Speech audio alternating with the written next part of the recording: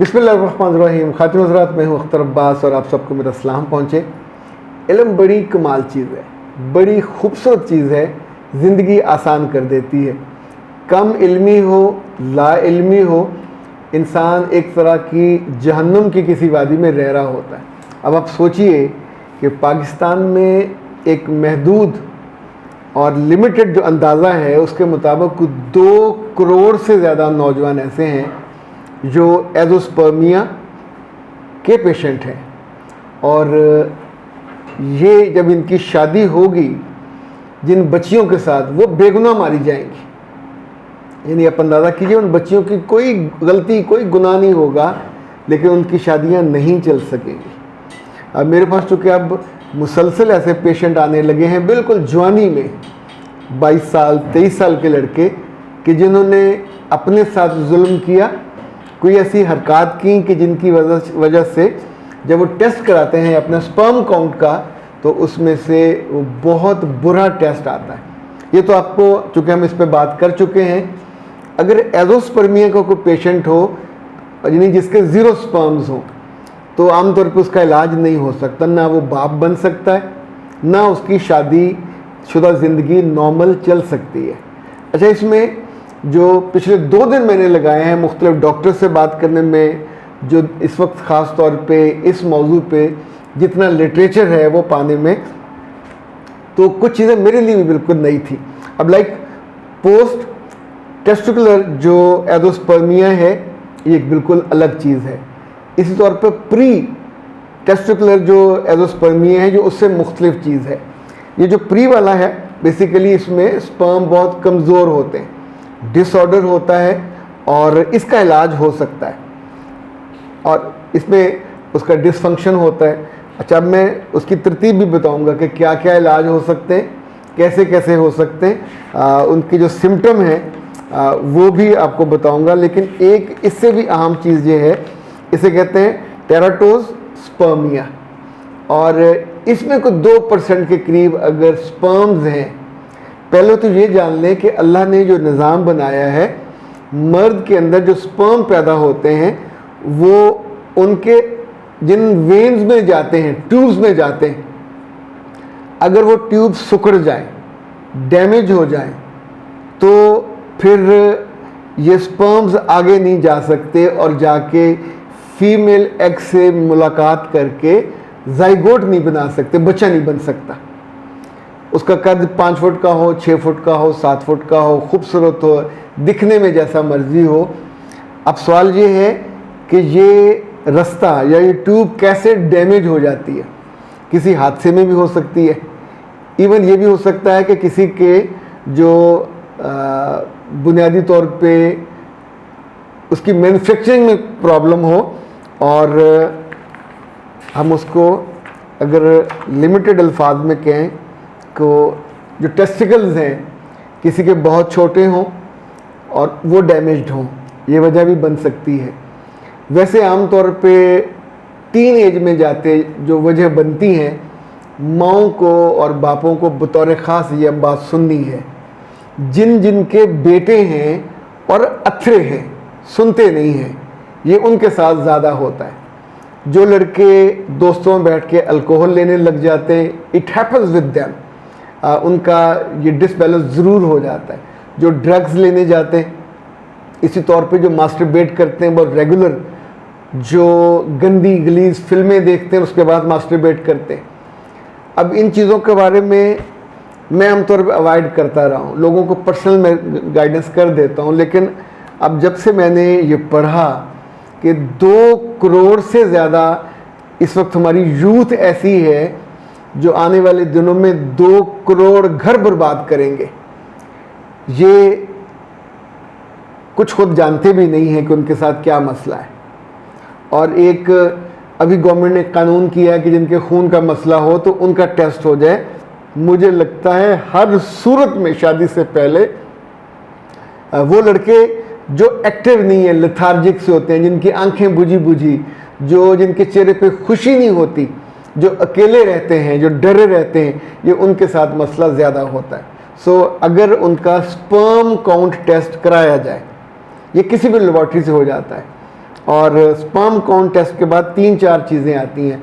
उन स्पर्म्स के हेड कैसे हैं, उन स्पर्म की टेल कैसी है और उनकी मॉर्फोलॉजी कैसी है, वो उनमें ज़िंदा कितने हैं, उनमें बिल्कुल जो मरे हुए हैं वो कितने हैं। आप सोचिए कि मिलियंस के हिसाब से चाहिए होते हैं, और अगर किसी के कुल 2% बाकी बचा हो या 0.1% हो तो दिखने में वो आदमी नॉर्मल होगा लेकिन बाप नहीं बन सकेगा। और कुछ केसेस में तो ये एज ए हस्बैंड परफॉर्म भी नहीं कर सकते।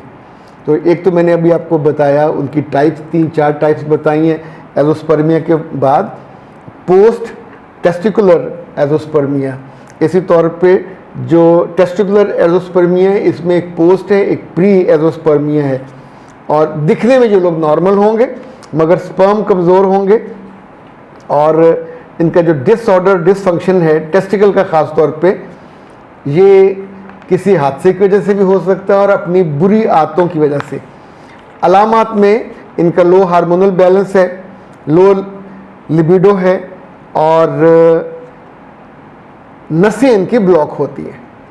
नसें ब्लॉक बाज़ दफ़ा तो यूरिन करने में भी दिक्कत होने लग जाती है। जो व्याग्रा या इस तरह की चीज़ें इस्तेमाल करते हैं उनके साथ ये बहुत बड़ा मसला होता है। अच्छा, कुछ के साथ जेनेटिकल इशू हो सकता है कि उनके ख़ानदान में ये इशू रहा हो। अब मैं दोबारा बता दूं कि जिस ट्यूब में स्पर्म ने मूव करना होता है और जाके सीमन बनता है, क्योंकि बीच में अल्लाह ने लिक्विड रखा हुआ है, स्पर्म जाके लिक्विड में मिलता है तो फिर वो सीमन बनता है जो बच्चा बनने की वजह बनता है। ये जो ब्लॉकेज है वो सीमन को फिर मूव नहीं करने देती। इनके जो इलाज हैं, एक वो इलाज हैं जो लोग हकीमों के पास जाते हैं, मर्दाना कमज़ोरी, ये इनका इलाज नहीं हो पाता। नंबर 1, आपको पहले तशख़ीस ठीक करा लें टेस्ट के बाद, तो आपको लाइफस्टाइल बदलना पड़ेगा। नंबर 2, इसका इलाज डाइट से होगा।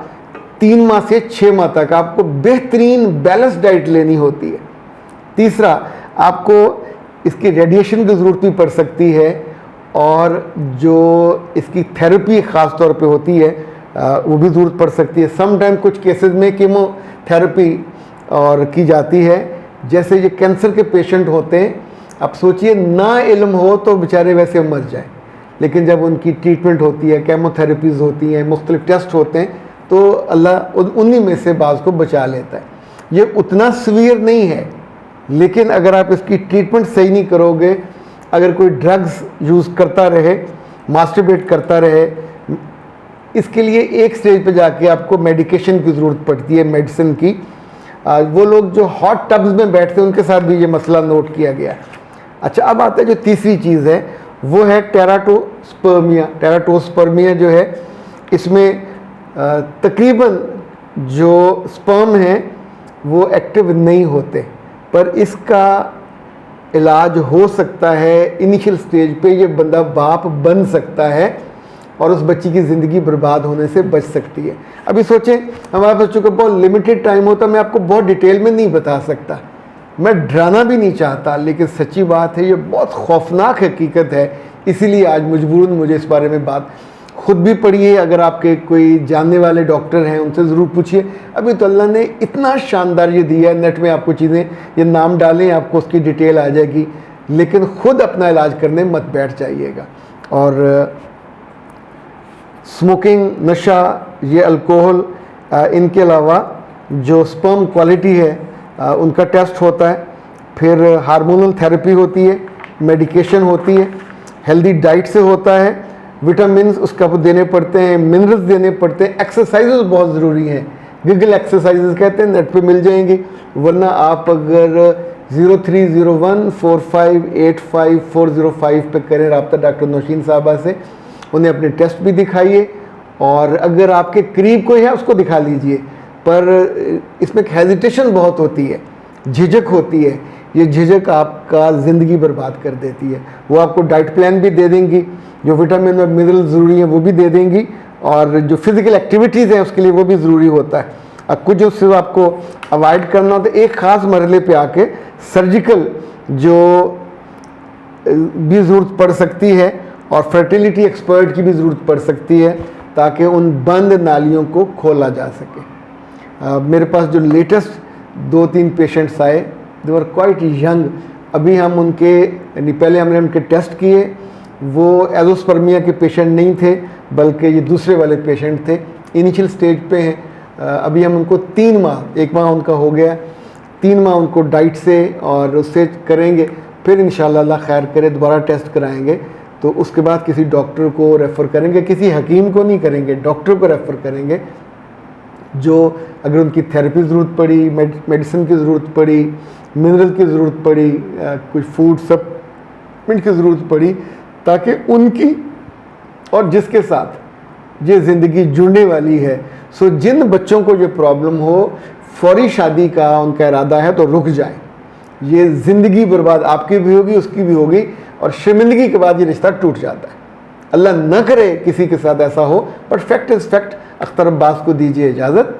अस्सलाम वालेकुम।